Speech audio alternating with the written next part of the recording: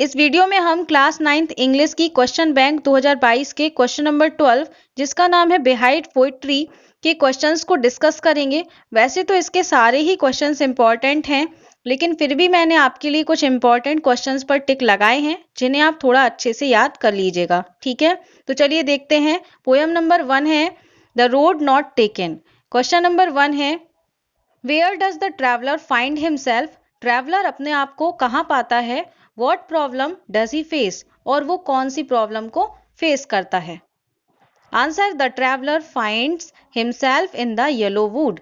Traveller अपने आप को येलो वुड में पाता है। द प्रॉब्लम इज दैट, समस्या यह थी कि ही कांट डिसाइड, वो ये डिसाइड नहीं कर पा रहा था which road to taken to continue his journey, यानी वो अपनी जर्नी को कंटिन्यू करने के लिए कौन सी रोड को चूज करे।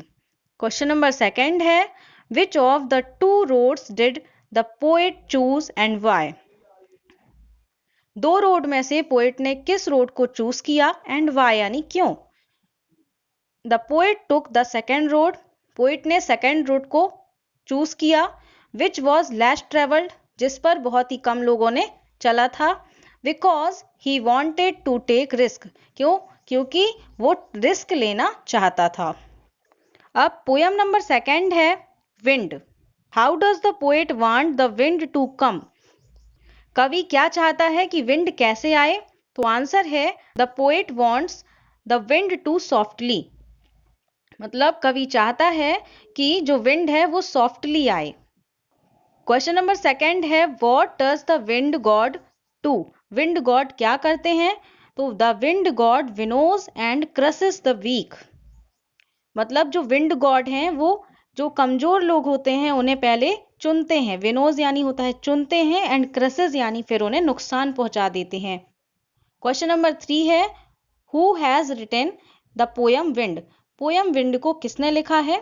तो है आंसर इसका Subramania Bharati has written the poem wind. Subramania Bharati ने इस पोयम को लिखा है। पोयम नंबर 3 है rain on the roof. Question number 1 है what does the poet like to do when it rains. जब वर्षा होती है तो कवि क्या करना चाहता है। व्हेन इट रेन्स, जब वर्षा होती है तो द पोएट वांट्स, कवि चाहता है to lie on the bed in a cottage and listen to the pitter patter sound of rain, यानी कि वो अपने कॉटेज में बेड पर लेटते हुए रेन का जो साउंड है पिटर पैटर उसको सुनना चाहता है। अब इसका क्वेश्चन नंबर 2 है what sound do the rain drops make. जो रेन ड्रॉप्स हैं वो किस तरह का साउंड बनाती हैं। तो the rain drops make a pitter patter sound.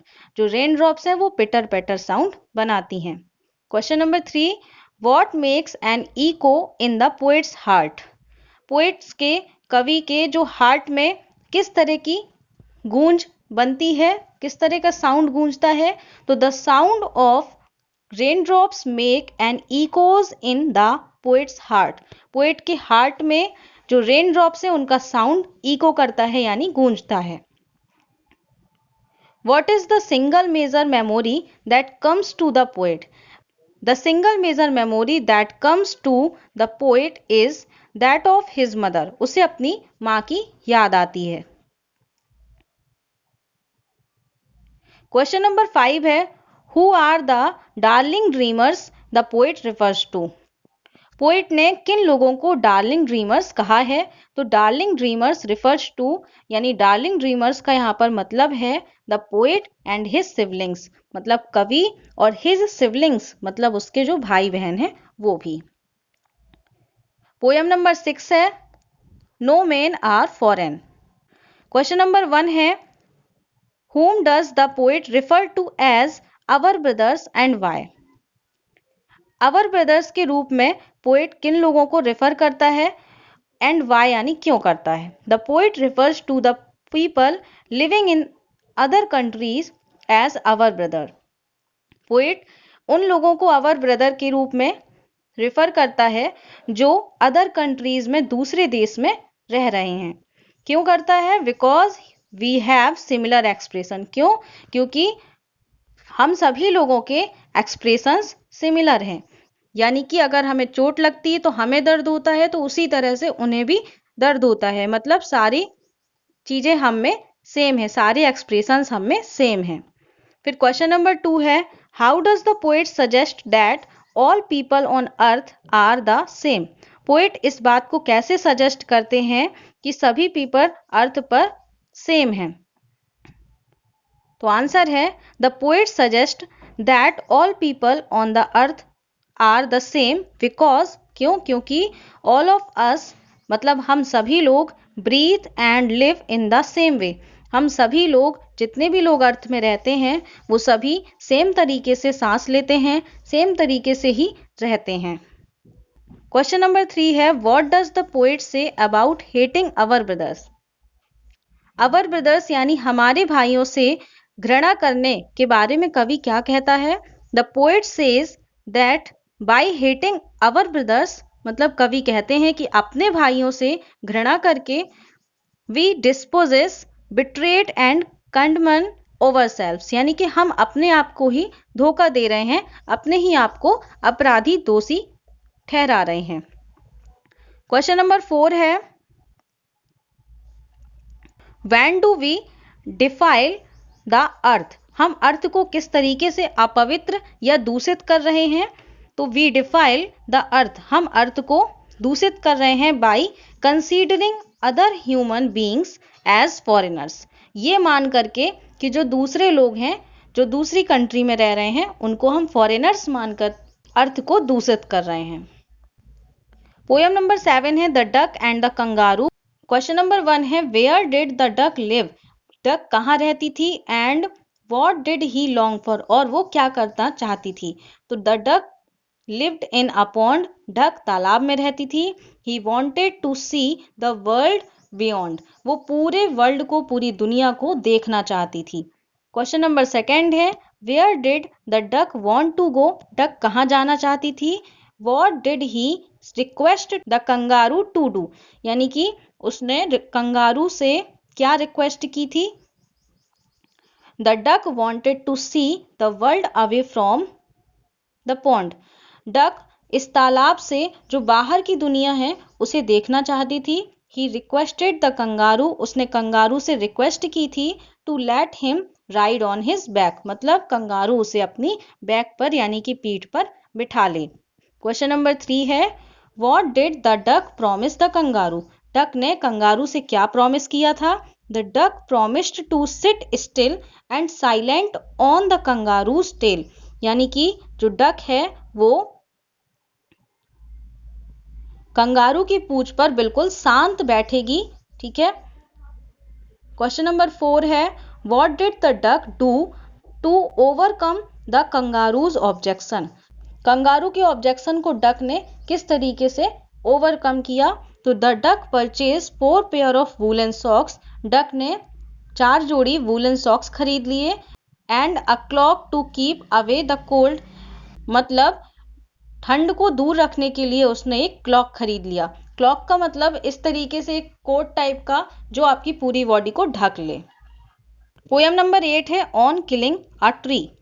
पहला क्वेश्चन है, how does the tree become strong? Tree strong कैसे बन सकता है?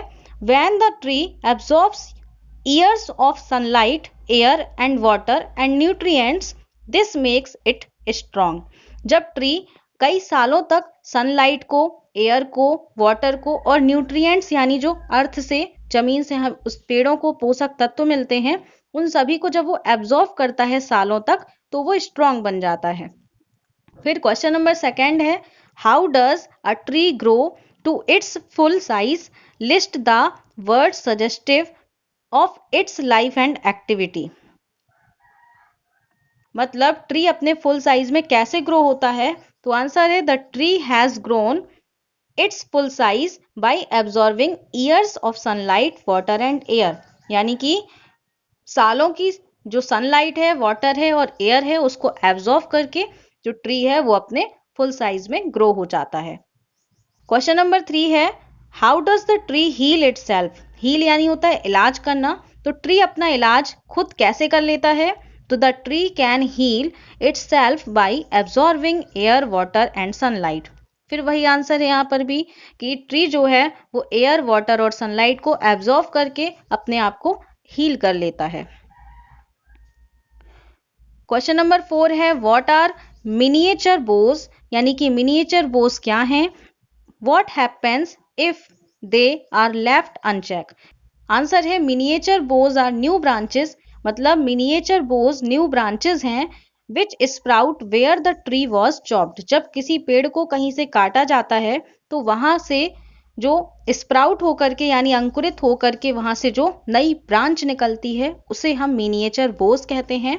If they are left unchecked, यदि हम उन्हें खुला छोड़ देते हैं तो दे एक्सपैंड, वो बढ़ती हैं, and become a huge tree, और वहां से वो एक बड़ा सा पेड़ बन सकती हैं, बन जाती हैं।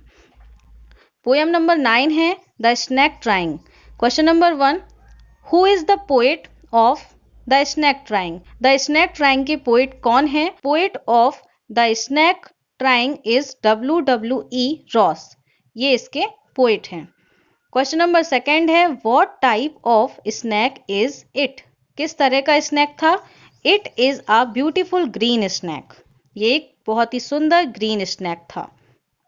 How is the snacks body, snake की बॉडी किस तरह की थी। The snake has a long thin body, snake की एक लंबी और पतली बॉडी थी। Where is the snake trying to hide, snake अपने आप को कहाँ छुपाने की कोशिश कर रहा था। The snake is trying to hide into the green reeds of water. Reeds यानी होता है जो पानी के बाहर बड़ी बड़ी घास उग जाती है, उसको बोलते हैं।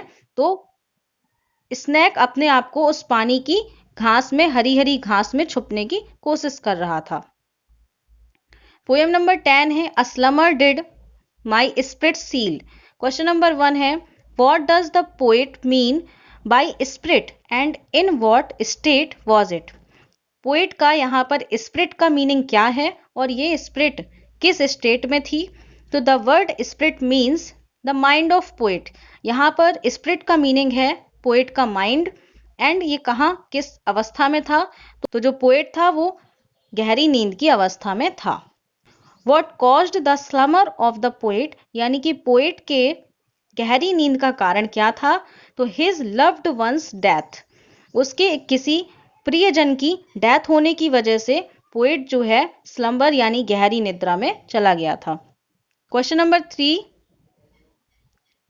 What changes did the slumber bring in the poet's feeling, यानी कि जो स्लम्बर यानी गहरी निद्रा थी वो पोएट की फीलिंग्स में क्या चेंजेस लेकर के आती है।